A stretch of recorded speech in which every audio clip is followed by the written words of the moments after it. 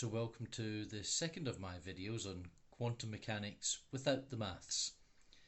Last time round we discussed how quantum mechanics doesn't directly use probability distributions. Instead it uses something called wave functions, which are a bit like the square roots of probability distributions. And we recognised that this meant we could have negative values in the wave functions, which you can't have in distributions. Today I'm going to discuss how you can sum wave functions together. This is one of the basic principles of quantum mechanics, that if you've got two valid wave functions, if you add them together you can get another wave function. So for example, if we take the heads state and we take the tail state, and you imagine shifting the tail state up to the head state. In fact, let's not imagine it, let's do it. I've got a old style transparency here. So we take a copy of the tails state and we add it to the head state, and these should be the same length. So you can see that the heads and the tail state together look like the spinning state, and that kind of makes sense. If the coin is spinning, it's neither in exactly the heads or the tail state, it's in a mixture of both. So physically this makes as much sense as it does mathematically. Now if you look at the heights of these two components of the wave functions, they're wrong. If we're going to view this as the spinning state, then the height should be 0.7, not 1. And one of the things that we assume is that when you add these wave functions together, we always automatically resize all the components so that the squares of the components add up to 1. And nature does this without thinking about it. We have to do it manually in the mathematics. Now one of the things we can do is, if you remember, we can have negative states. So we can take the tail state, and instead of taking the positive tail state, we can take the negative tail state. And we can add that to the head state. And we're going to get this wave function that we haven't seen before.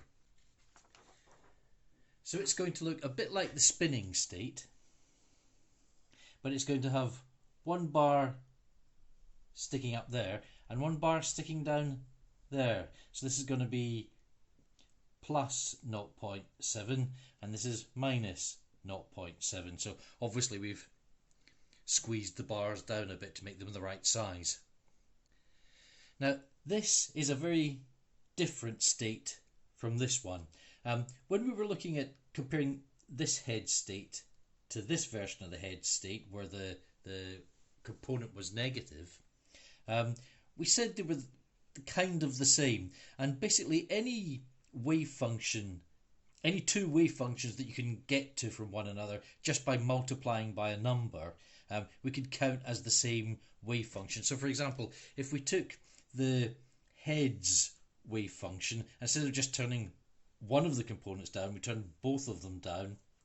Well, that's effectively the same wave function, because we can get from that one to that one just by multiplying by -1, and we can go back again by multiplying again by -1. So they're the same thing.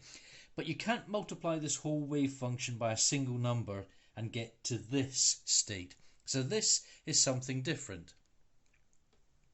Now if we want to explore this state, all we really have to do is say what probabilities does it give.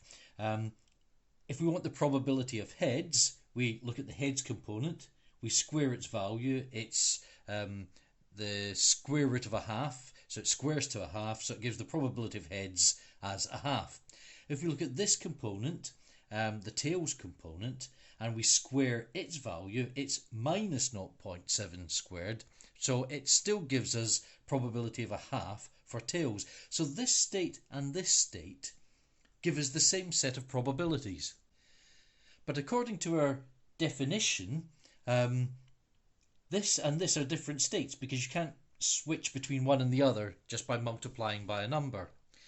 So the question is, can we give a different physical interpretation to this state compared to this state? And the answer is yes, we can. There are actually two spinning states. We can spin clockwise, but we can also spin anti-clockwise, and I can never get this to work. No, see, never goes. But you get the idea. We can spin. There it goes. We can spin the other way as well. So, although these both give the same probabilities for heads and tails, we can interpret them physically as having different meanings. So I'm going to rename this. I'm going to name this state clockwise, and this state anti-clockwise.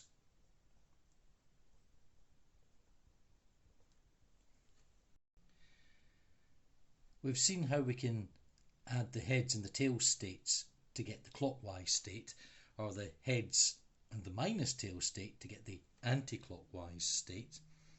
But we can also add together these states as well. Let's just make a bit of room here.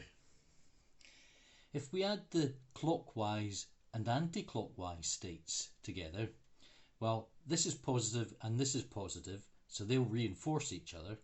But this is positive and this is negative. So when we add the clockwise and anti-clockwise states, we're just going to get the heads state left. So this plus this gives us this. Now, when we added heads and tails together, it wasn't too difficult to think of heads and tails being part of the same clockwise state. It's neither heads nor tails, it's kind of a mixture of the two. Here we're saying that heads for the stationary coin is a mixture of a clockwise spinning and anti-clockwise spinning coin. Now, mathematically, that might be perfectly sensible. It takes a little bit of imagination to see a stationary coin as a superposition of clockwise and anti-clockwise spinning coins. But if we were down at the atomic level and we were talking about electrons, this is exactly how we would view things, and these would be perfectly real physical components of the stationary coin in a quantum system. We can also flip the anti-clockwise state, so turn this into a negative heads and this into a positive tails. It's still the same state by our definitions. All we did was multiply the whole thing through by -1, so we've just flipped it. So it's still effectively the same state, we're just taking the negative value of it. And now we could add clockwise and minus anti-clockwise. Now this time it's the heads states that cancel and the tails states that reinforce each other. So what we're left with is just the tails state. Let's just summarise that. We can write the clockwise state as being the sum of the heads and tails states. I know I said I wasn't going to do any maths, but this is just a very simple arithmetic sum. And we can write the anti-clockwise state, that is the same as heads minus the tails state. Now, there's an important thing to spot here. If it's in a definite spin state, then it's not in a definite heads or tails state. We also saw that we could do the opposite. We can write the heads state as the sum of the clockwise and anti-clockwise states. And we can write the tails state as the clockwise minus the anti-clockwise state. So once again, if it's in a definite state of heads or tails, it's not in a definite state of spinning coins. It's neither clockwise nor anti-clockwise. This idea where you have a set of states like this and a set of states like this, and they're really quite separate from each other, a definite state of one of these is a sum of definite states of these, or a definite state of one of these is a sum of definite states of these. So there's uncertainty in the heads and tails value when it's in one of these definite spin states, and there's uncertainty in the anti-clockwise or clockwise spin when it's in a definite heads or tails state. And this is the basis of the Heisenberg uncertainty principle. Whenever you get one set of states which have no overlap with another set of states, or actually that's probably not the right way of putting it, when you have a set of states which are different from another set of states, then they quite often represent physical measurements which can't be known at the same time.